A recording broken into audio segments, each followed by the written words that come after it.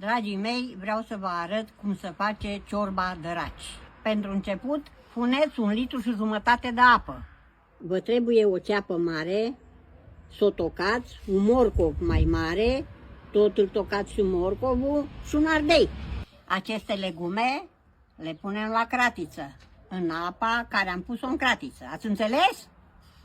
Punem cratița la foc și lăsăm să se fiarbă bine legumile. În timp ce fierbe legumile, operăm ardei. Aici golim de sămânță, să fie curați. Să punem coca în ei aici. Acum s-a fiert legumile, urmează să punem o cană de zeamă de varză de 250 de grame și o cană de roșii. Când puneți roșiile, să fie ori roșii la salcilat, ori roșii decojite la cutiuță sau la borcane, o cănuță de roșii, să roșească ciorba. După ce am pus zeama de varză și roșiile, mai punem iar 2 cănuțe de 250 de grame de apă. Am pus cele 2 cepe mari cu 3 linguri de ulei.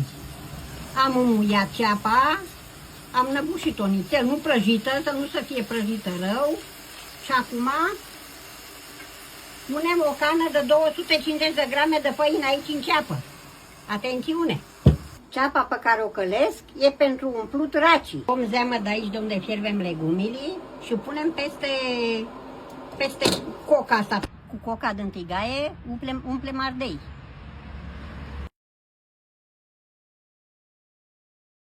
Punem racii, îi punem în ciorbă.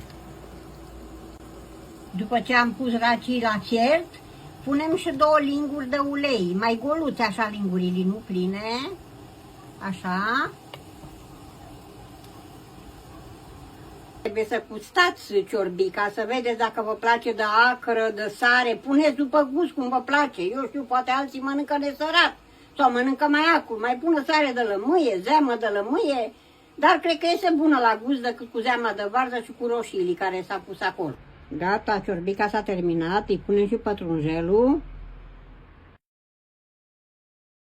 Uitați rezultatul final la ciorbica de raci.